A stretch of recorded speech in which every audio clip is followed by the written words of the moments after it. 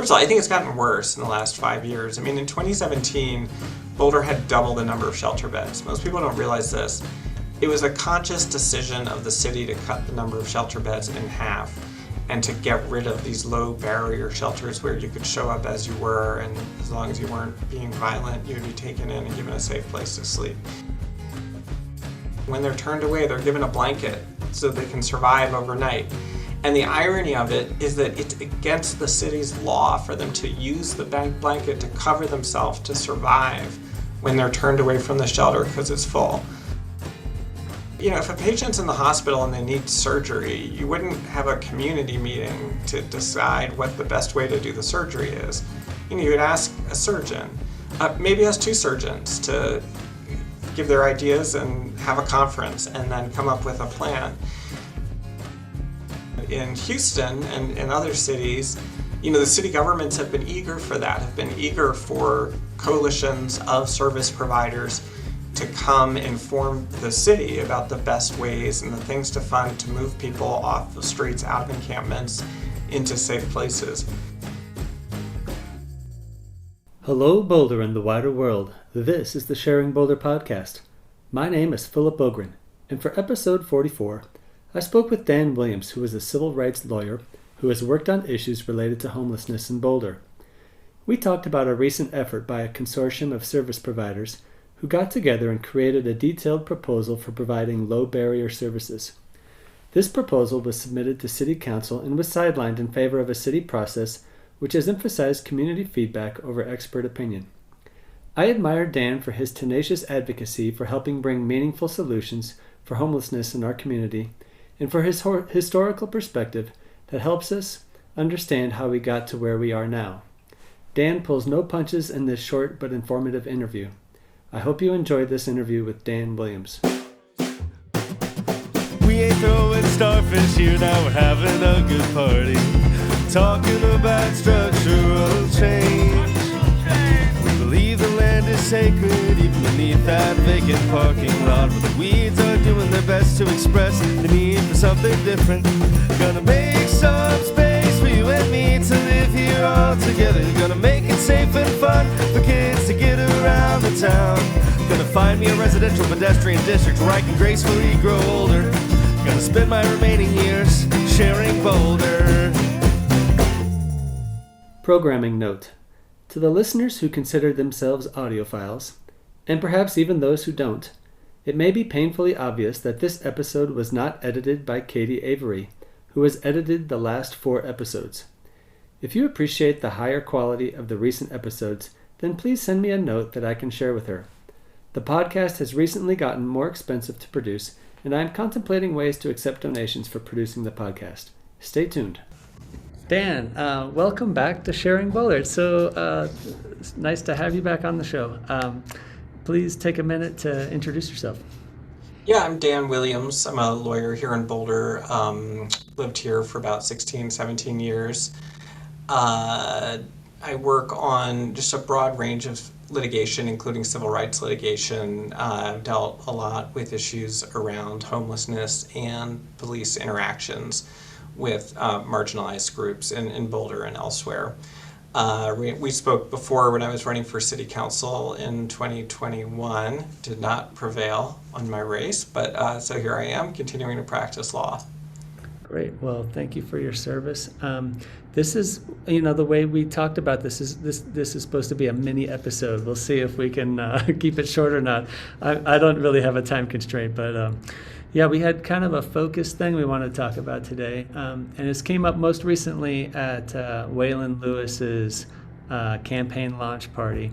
He was talking about an article he had read in probably the New York Times about Houston and the way they have tackled homelessness.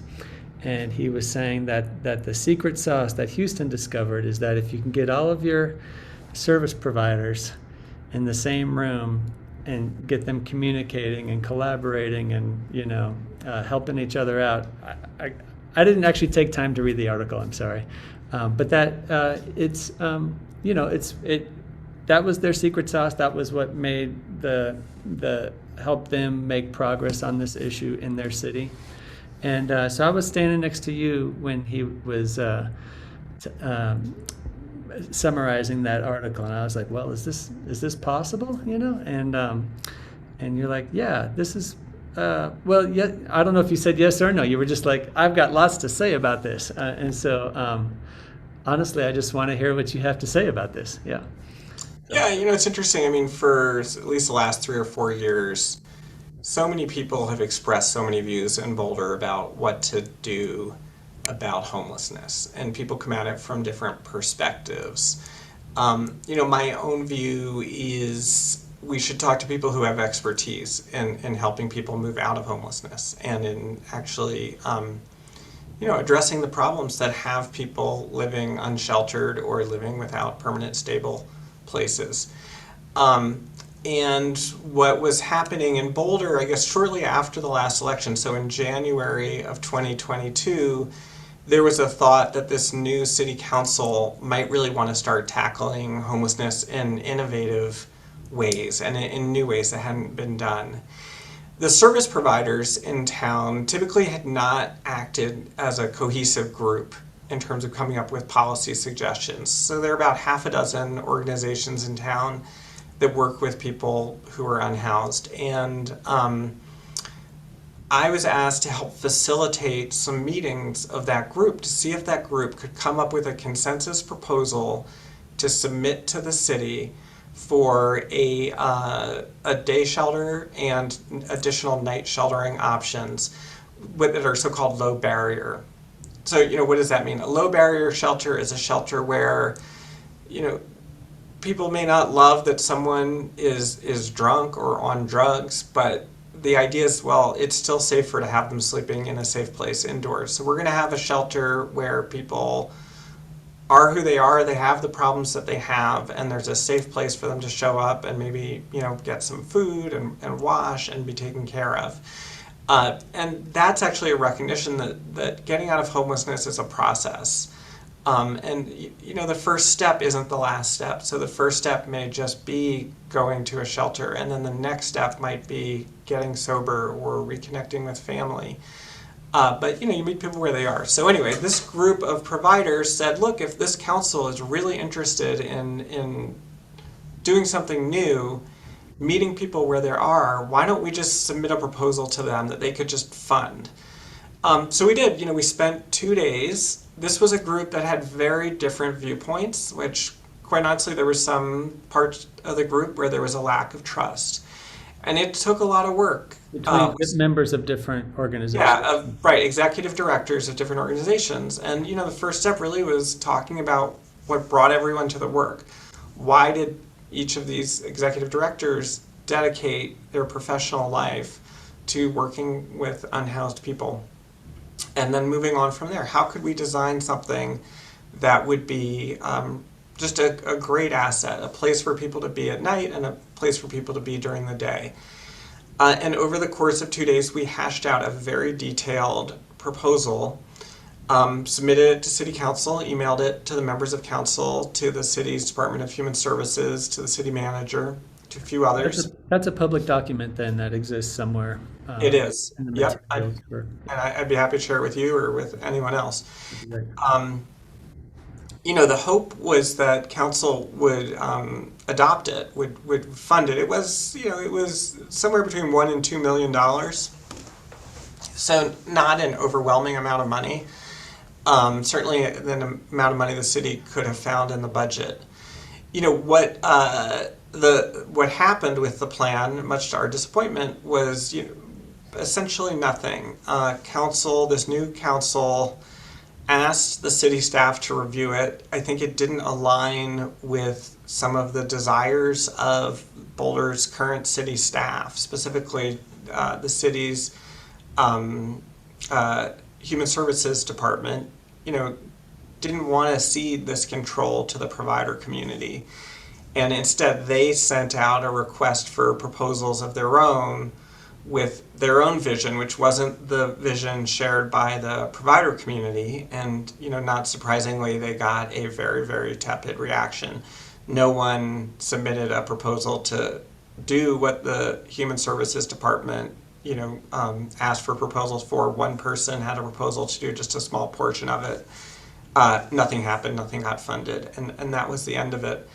But I think what we were talking about at Waylands and what I thought was interesting about it was that in Houston and in other cities, the city governments have been eager for that, have been eager for coalitions of service providers to come inform the city about the best ways and the things to fund to move people off the streets, out of encampments, into safe places. But in Boulder, that was stymied by a sense that either the city staff or its councils knew better, even though they really, frankly, weren't specialists in the area. And the net result has been essentially no change in the last 2 years. Well, it's a difficult problem, right? And you were talking about before we hit the record button about how everyone comes at this with strong opinions and strong emotional response to their experiences with homeless people, and they show up with ideas about how to solve it, and it's like I don't know, there's a lot of hubris around like how easy it should be to solve it, right? And or what the obvious path is. And I mean, it makes a lot of sense to me to get the experts in one room and ask them what's working and what's not working, and see if they can collaborate better, and like ask their opinion about what they need and what kind of support the city could give them. So what's next for this? Yeah, so I mean, I think the one thing the council did do shortly after the proposal was submitted was say they wanted to launch a process to establish a day center. So that was in January of 2022, and here we are in September of 2023. What the city's process was that sort of throw it open to everybody for their ideas. The city held a ton of focus groups and community meetings and really talked to a lot of non-experts and tried to find a compromise plan. And I don't think it yielded it certainly didn't yield a solution that was actionable, because here we are. The latest information I have is that there's no date for opening of a day shelter. There is a plan, but There's an address still, right? There was. That no longer is available. I don't know what caused that to fall through, but no. So no, there, as I say, there are plans and ideas, but we're still a year and 10 months later, or a year and 9 months later, do not have a day shelter, and we don't have a date for an opening of a day shelter. And frankly, today we don't even have a location for a day shelter. And I think it's sort of like, if a patient's in the hospital and they need surgery, you wouldn't have a community meeting to decide what the best way to do the surgery is. You would ask a surgeon, maybe ask two surgeons to give their ideas and have a conference and then come up with a plan. But that hasn't been the approach Boulder has adopted. Boulder's adopted an approach where they want to give everybody, a crowdsourced plan. And that is ultimately, I think, ineffective for these really tough problems like homelessness, like open heart surgery. They're not things that are better handled via crowdsourcing. So, it's disappointing to me that Boulder hasn't been able to be more nimble. I think part of that is, you look at what Mike Johnston's doing in Denver. Very interesting. I mean, he was just elected over first half of the summer, declared a statewide or a citywide emergency on homelessness, declared that he was going to establish 1,000 places for people, 1,000 residences for people by the end of the calendar year, whether that be in safe outdoor spaces, pallet shelters, whether that be in a hotel that the city's buying to convert, or otherwise. It's a very, very ambitious plan, and one thing that would not work is if Denver said, before we do anything, before we buy a hotel and convert it, before we set up a Yeah, site. get buy-in from everybody who might have an opinion about this.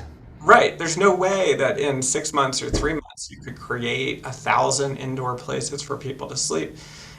And I think people in Boulder lose sight of the opportunity cost of our system of crowdsourcing each of these decisions, because the opportunity cost is for the last almost 2 years, people are sleeping outside with nowhere to go. 200 people a year go to the Boulder Shelter for the Homeless up in North Boulder and are turned away because it's at capacity, typically in the winter. And when they're turned away, they're given a blanket so they can survive overnight. And the irony of it is that it's against the city's law for them to use the blanket to cover themselves to survive when they're turned away from the shelter because it's full.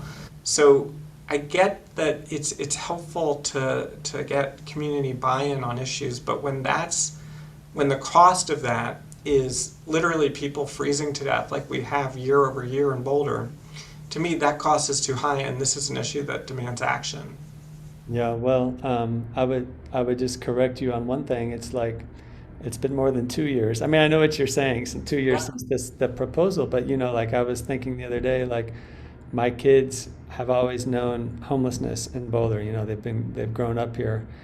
Since I've been in Boulder, since 2002, it's always been part of the fabric of the city. It's like part of the character of the city. It's like we've just sort of like accepted it that every year we're gonna argue about it and hold our positions on it, and we have this analysis paralysis, and I don't know. It's like it's very and I know there's lots of things that people are trying to do.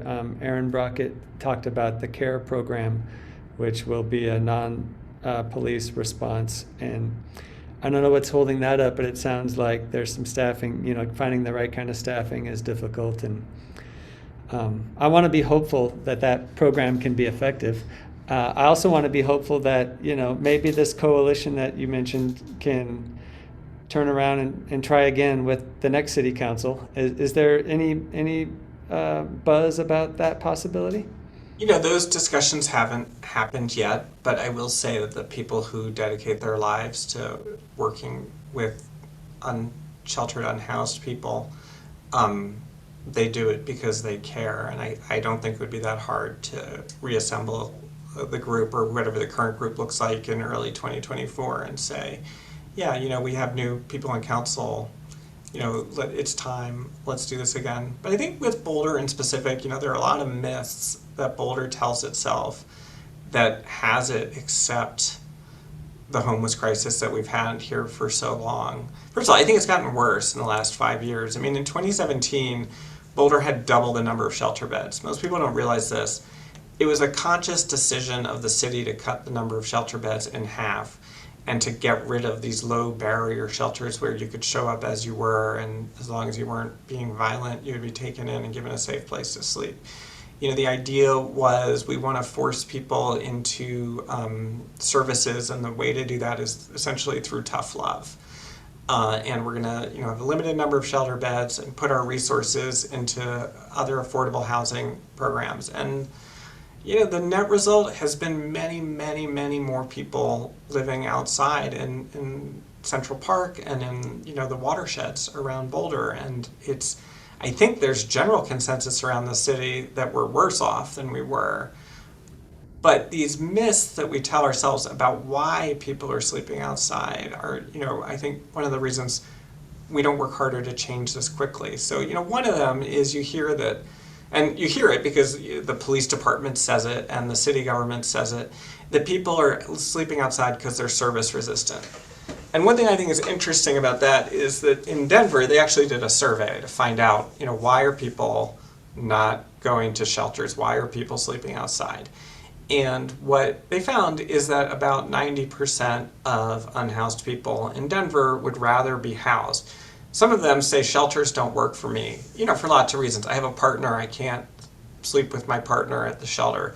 I'm scared to be in a giant room of bunk beds. That's not something I, can do. But I would rather be inside. I mean, I would rather be, in a tiny home, in a tent, in an apartment, in a sanctioned campground. I don't want to be just unsheltered outside.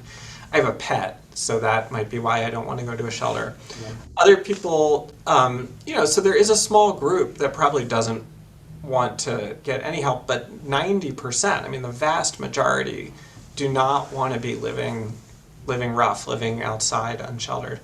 In Boulder, maybe Denver is unique, but I heard from the director of Boulder Shelter for the Homeless virtually the same statistic. He said, I think it was 85% was his statistic, of people would rather be inside than living rough, than sleeping outside with nowhere to live, nowhere to be.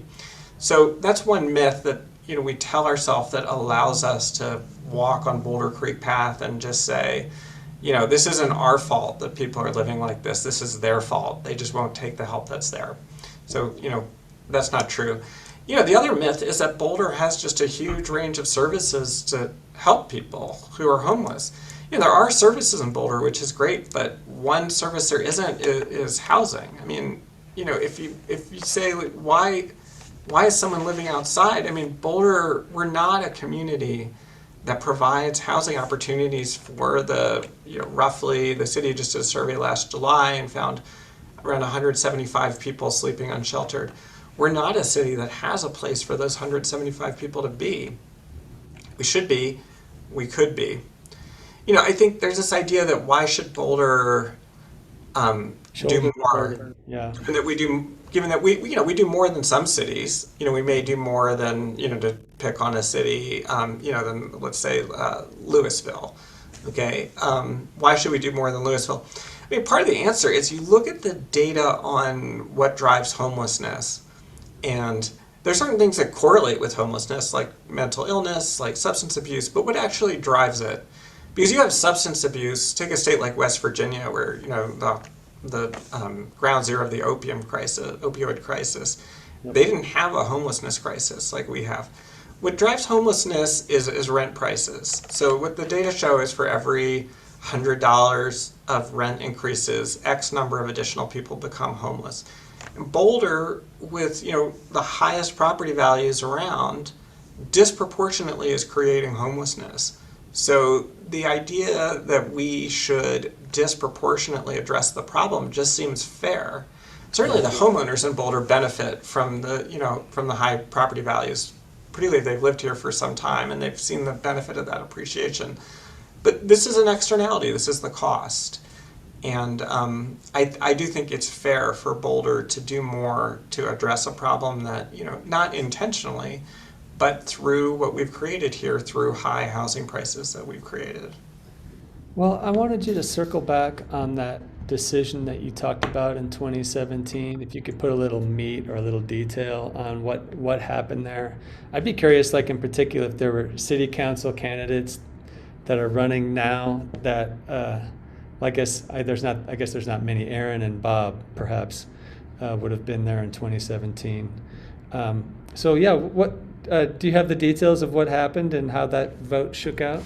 Yeah, I mean, I don't know. I don't know the details of the politics of it.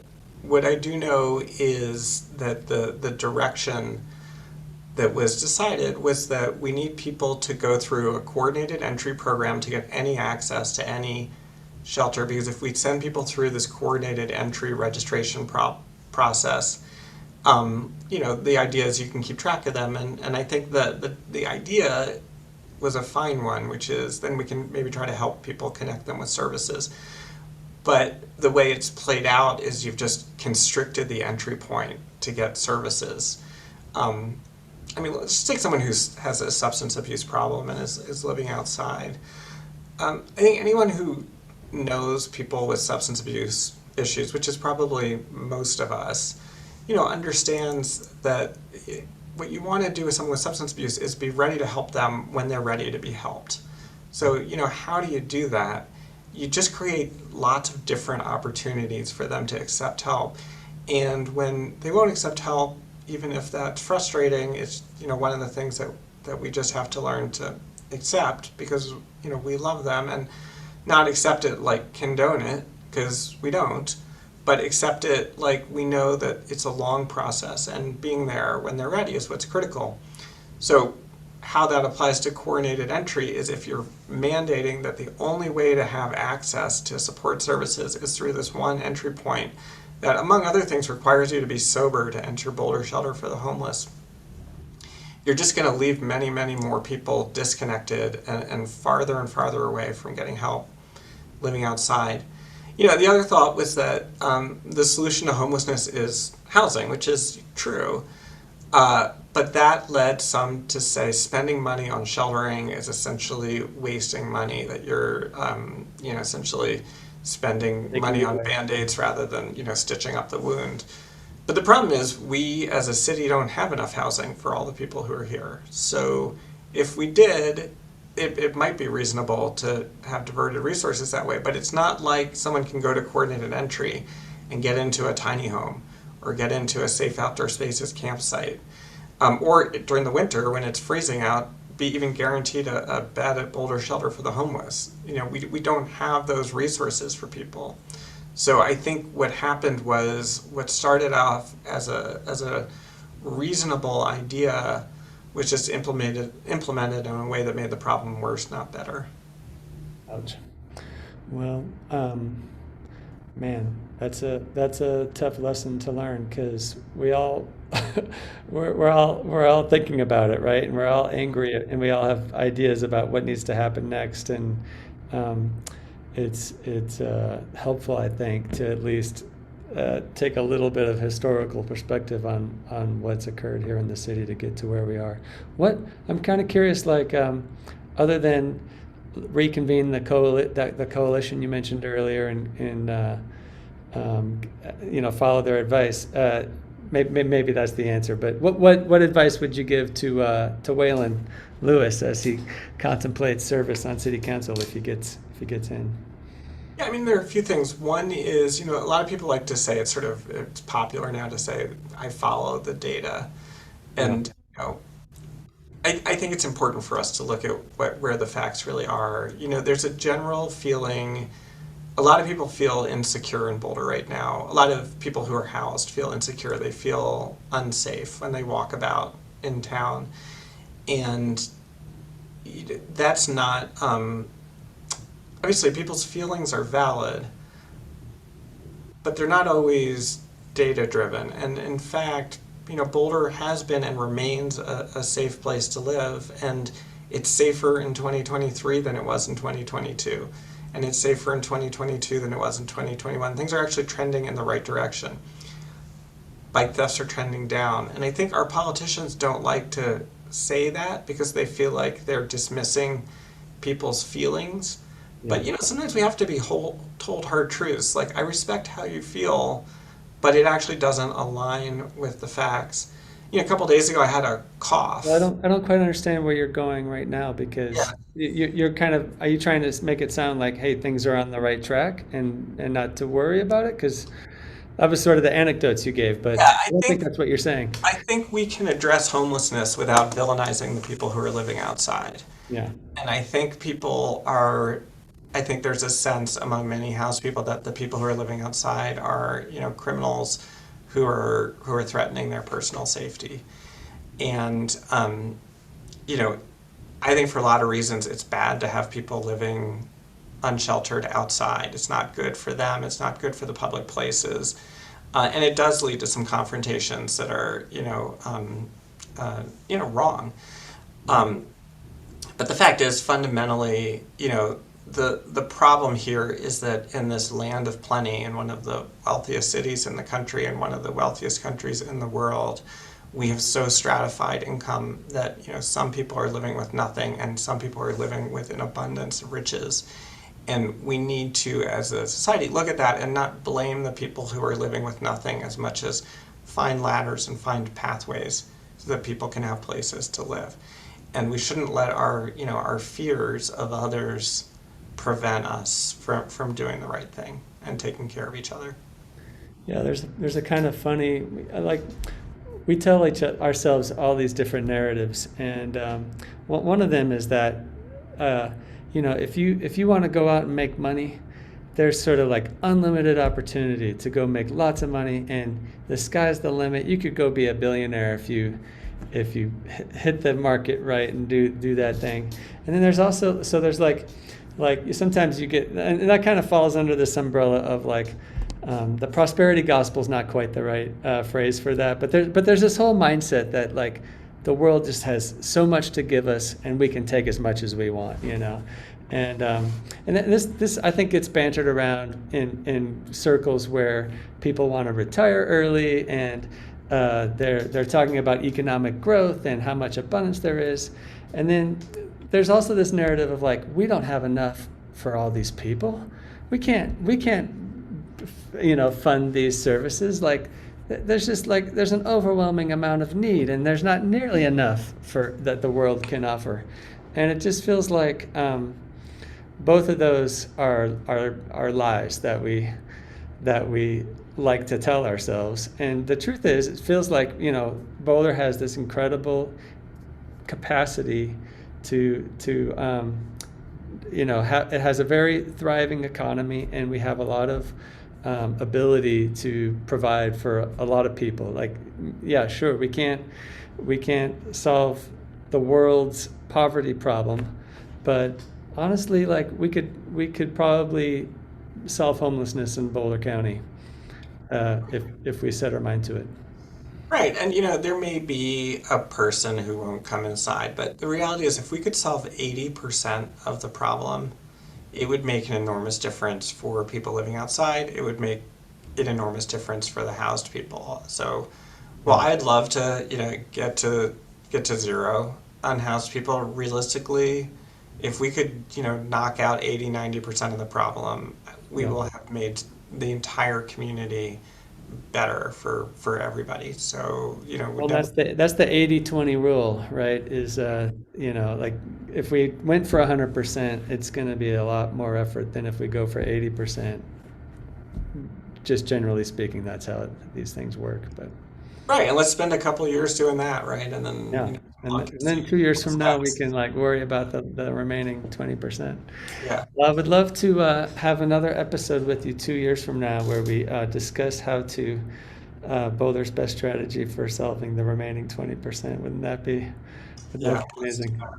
Well, I will spend the next 2 years work doing my part to see if I can, Okay. improve Boulder's systems for unhoused people.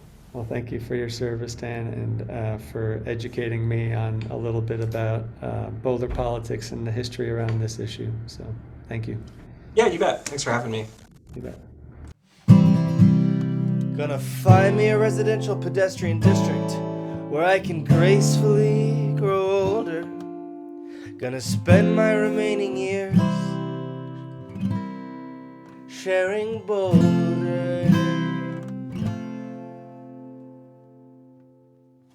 Thank you for listening to Sharing Boulder. Please support the podcast by sharing it with your friends and neighbors. You can contact me at linktree.com/philipogren, which you can find by visiting sharingboulder.us, where you can also find show notes and previous episodes. This episode of Sharing Boulder was produced and edited by Philip Ogren. The music was created by Nathaniel Ogren and Sack Lunch. Keep sharing, Boulder.